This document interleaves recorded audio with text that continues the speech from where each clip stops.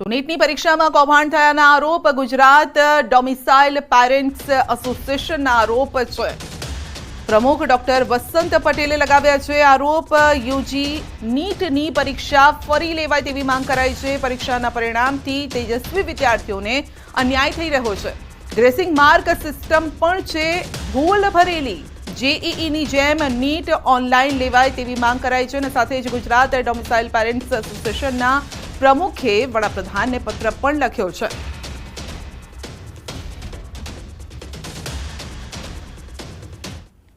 નીટની એક્ઝામ જે UG NEET છે એ ફરી લેવાવી જોઈએ અને એક જ સેન્ટર પર ઓલ ઇન્ડિયા રેન્કમાં 7 થી 8 વિદ્યાર્થીઓ રેન્ક સાથે આવ્યા છે, ત્યારે આ કેસની પણ સીબીઆઈ ઇન્ક્વાયરી થવી જોઈએ।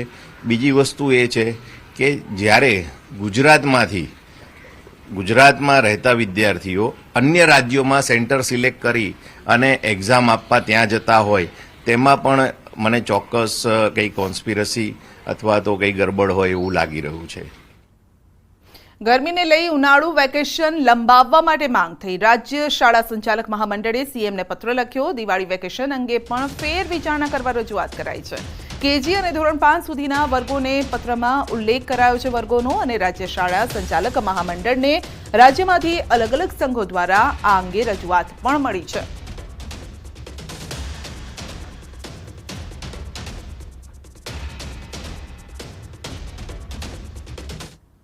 પાટણની હારીજ નગરપાલિકાની બેદરકારી સામે આવી છે। શહેરમાં પૂરું પાડતી પાણીની ટાંકીમાં લીકેજ થયું છે। ટાંકી લીકેજ થતાં પાણીનો બગાડ, એક બાજુ જિલ્લાના ગ્રામ્ય વિસ્તારોમાં પીવાના પાણીની બૂમ છે તો બીજી બાજુ પાણીનો વેડફાટ થઈ રહ્યો છે।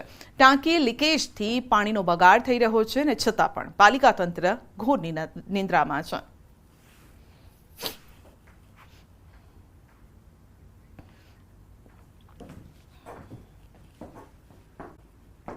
અંબાલાલે મત વ્યક્ત કર્યો છે। ગુજરાતમાં નિરંતર ચોમાસું ક્યારે તેની પણ આગાહી કરી છે।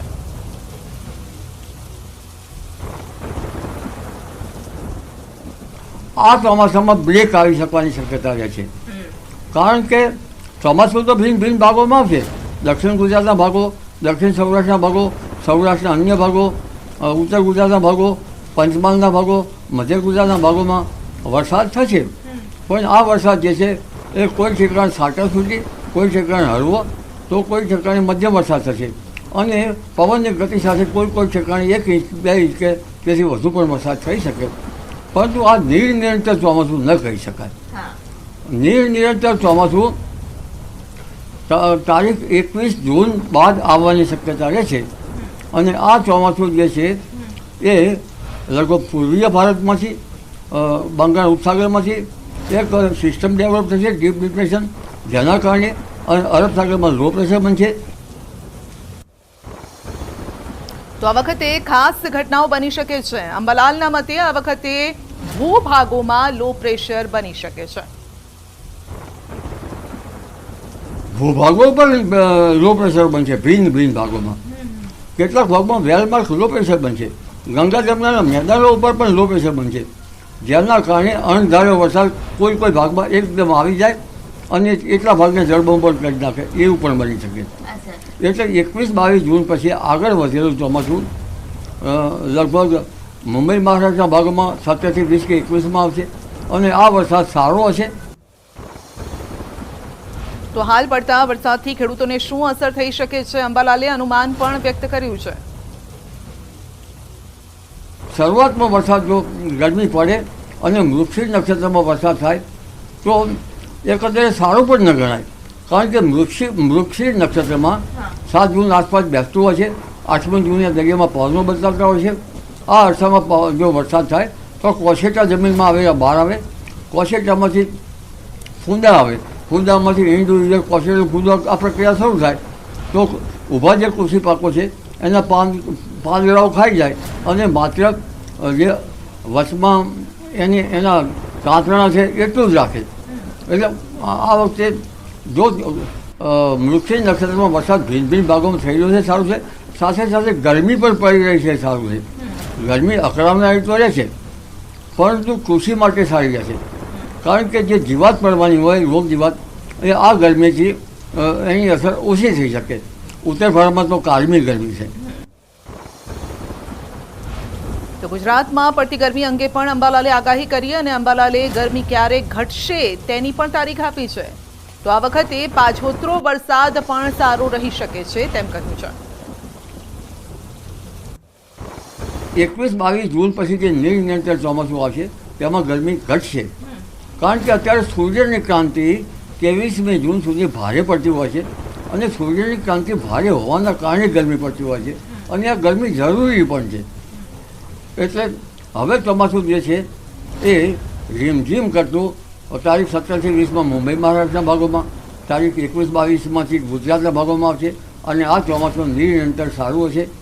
જુલાઈ ઓગસ્ટમાં પણ સારું ચોમાસું આવશે અને લા નિનોની અસર ધીરે ધીરે થવાની શક્યતા છે. એટલે સપ્ટેમ્બર માસમાં લા નિનોની અસર થાય એટલે પૂર્વ પેસિફિક મહાસાગરમાં જળવાયુ ઠંડુ રહે, જેનું ગણતરી છે એ પ્રમાણે. અને જેના કારણે ઉત્તર ઓસ્ટ્રેલિયામાંથી ત્યાંના પવનો આવે અને ટ્રેડ પવનો વેપાર હોય અને ઉત્તર ઓસ્ટ્રેલિયામાંથી શ્રીલંકાના ભાગમાં થઈને ભૂભાગમાં થઈને બંગાળ ઉપસાગરમાં થઈને ભારતમાં આવે. આ સ્થિતિ સારી રહે એટલે પાછોતર વરસાદ પણ સારો થવાની શક્યતા છે. ઓક્ટોબર માસ સુધી વરસાદ સારો રહેશે. હવે ચોમાસું જે છે એ આદ્રા નક્ષત્રમાં 21 જૂન પછી સારું આવવાની શક્યતા છે અને આ ચોમાસું નિરંતર હશે. તો દારૂના વેચાણમાં બાળકનો ઉપયોગ, ખેડામાં દારૂના વેચાણનો વિડીયો વાયરલ થઈ રહ્યો છે. ઇન્દોર અમદાવાદ હાઈવે પર આવેલા ગળતેશ્વર તાલુકાના બડેવિયા ગામનો આ વિડીયો છે અને વિડીયોમાં રૂપિયા લઈ બાળક દારૂની બોટલ આપતો હોવાના દ્રશ્ય સામે આવ્યા છે.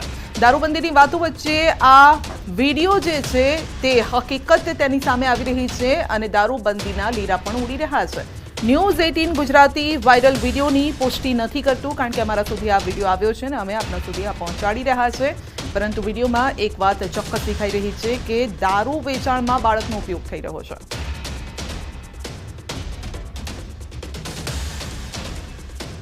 તો ખેડાનો આ વિડીયો છે અને દારૂના વેચાણનો આ વિડીયો છે જેમાં એક બાળક દેખાઈ રહ્યું છે જેના હાથમાં દારૂની બોટલ છે જે કદાચ કોઈ ગ્રાહકને આપવા જઈ રહ્યું છે તેવું પણ સામે આવી રહ્યું છે.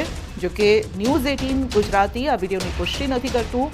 દારૂના વેચાણમાં બાળકનો ઉપયોગ થઈ રહ્યો છે. આ પહેલાં પણ આપણે જોયું હતું કે ઘણી વખતે બાળકોના બેગમાંથી ચરસ ગાંજો પણ મળી આવ્યો હતો અને નશાના રવાડે ચઢાવવાનું આ ષડયંત્ર પણ હોઈ શકે છે. વધુ અપડેટ મેળવીશું સંવાદદાતા ઉમંગ પાસેથી. જી ઉમંગ, ખેડાનો આ વિડીયો છે જેમાં બાળક દેખાઈ રહ્યું છે દારૂનું વેચાણ કરતું.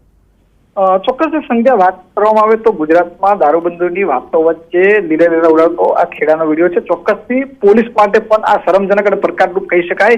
કારણ કે ઇન્દોર અમદાવાદ હાઈવે પર જે ગળતેશ્વર તાલુકાનું બેડેવિયા ગામ આવ્યું છે તેનો આ વિડીયો હોવાની માહિતી સામે આવી છે. વાત કરવામાં આવે તો નાનું બાળક છે તે દારૂની બોટલ લઈને જેને આપતો વિડીયોની અંદર સ્પષ્ટપણે દેખાઈ રહ્યો છે અને પૈસા લેતો તે દેખાઈ રહ્યો છે. વાત કરવામાં આવે તો ગુજરાતની અંદર દારૂબંધીની જે વાતો કરવામાં આવતી હોય છે પરંતુ આ પ્રકારના જયારે દ્રશ્યો સામે આવે છે ત્યારે દારૂબંધીના પર અનેક સવાલ ઉભા થાય છે. આ સમગ્ર બાબતે જયારે સેવલિયા પીએસઆઈનો સંપર્ક કરવામાં આવ્યો પરંતુ તેના દ્વારા કોઈ પણ પ્રત્યુત્તર આપવામાં નથી આવ્યો. હવે જોવું રહ્યું છે કે આ વિડીયો વાયરલ થયા બાદ ખેડા પોલીસ કેવા પ્રકારની કાર્યવાહી કરે છે અને શું દારૂબંધીના જે નિયમો છે તેનું પાલન કરવામાં સફળ રહે છે કે કેમ. જી સંધ્યા. જી આપનો આભાર.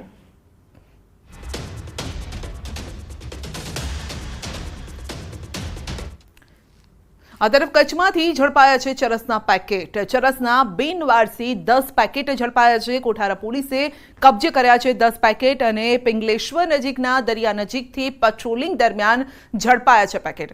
અવારનવાર કચ્છના દરિયાકાંઠેથી બિનવારસી ચરસ મળી આવતો હોય છે. પોલીસે વધુ તપાસ પણ હાથ ધરી છે.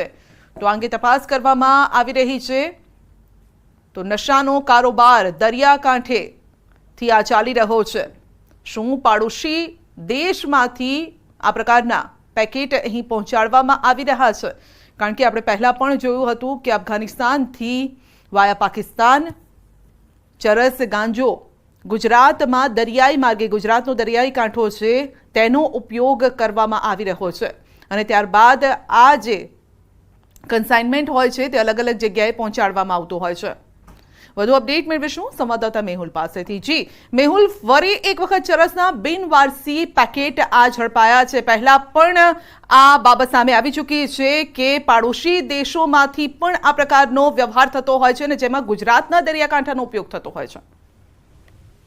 વાત કરીએ તો કોઠારા પોલીસને મહત્વની સફળતા છે તે મળી છે. ગરુલીને જે પિંગલેશ્વરનો દરિયો છે ત્યાંથી છે તે ચરસના પેકેટ છે તે મળી આવ્યા છે. આ ચરસના પેકેટ છે તે બાવળની ઝાડીઓમાં છે તે છુપાવેલા હતા અને પોલીસે કબજે કર્યા હતા.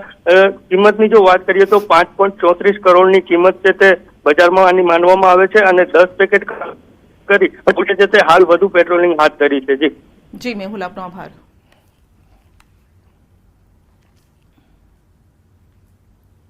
તો ધારાસભ્ય અને તેમના પરિવારને મળી છે ધમકી. આ ધમકીની ફરિયાદ કરવામાં આવી છે. જમાલપુરના એમએલએ ઇમરાન ખેડાવાલાને ધમકી મળી છે. મકાન બાંધવા બાબતે પાડોશીએ ધમકી આપી છે. જમાલપુર ખાંડની શેરી સ્થિત ઓફિસ પાસે ધમકી મળી છે. ગાયકવાડ પોલીસ સ્ટેશનમાં ફરિયાદ પણ નોંધાઈ છે. તો ઇરફાન નાગોરીએ ધમકી આપી હોવાનું સામે આવ્યું છે. તો જેના દ્રશ્યો પણ સામે આવ્યા છે. બબાલ પણ થઈ હતી. આ બબાલ કદાચ મારામારી સુધી પહોંચી હોય તે પ્રકારના પણ દ્રશ્યો દેખાઈ રહ્યા છે. તો મકાન બાંધવા બાબતે પાડોશીએ ધમકી આપી છે. તો અમદાવાદમાં ધારાસભ્યને ધમકી આપી છે, પરિવારને ધમકી આપવામાં આવી છે અને આ મામલે પોલીસ સ્ટેશન સુધી આખી બબાલ પહોંચી છે.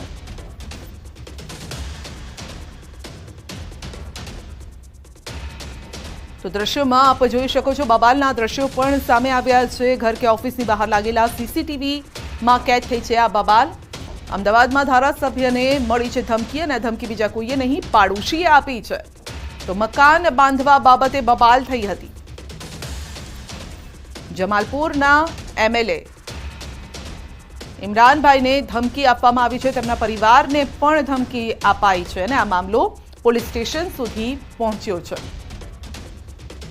તો પોલીસમાં ફરિયાદ કરવામાં આવી છે. હવે જોવાનું રહેશે કે મામલો સમજાવટથી પાર પડે છે કે પછી આ મામલે પોલીસ હવે કોઈ એક્શન લે છે.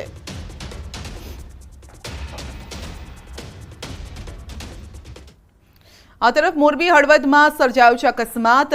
ધનાળા પાટિયા નજીક અકસ્માત સર્જાયો છે અને ચાલુ કારે ટાયર ફાટતા અકસ્માત સર્જાયો. પૂરપાટ ઝડપે આવતી કાર ડિવાઈડર કૂદી ગઈ અને કારમાં સવાર તમામનો આબાદ બચાવ થયો. સમગ્ર ઘટના સીસીટીવીમાં કેદ થઈ છે. કાર અમદાવાદથી માળિયા તરફ જતી હોવાની માહિતી સામે આવી છે. તો સીસીટીવી સામે આવ્યા છે. પૂરપાટ ઝડપે કાર આવતી હતી, ડિવાઈડર કૂદી ગઈ અને ત્યારબાદ સામેની સાઈડ જતી રહી. આસપાસ લોકો હતા તેઓ પણ એકઠા થઈ ગયા. તો હળવદના ધનાળા પાટિયા નજીક અકસ્માત સર્જાયો.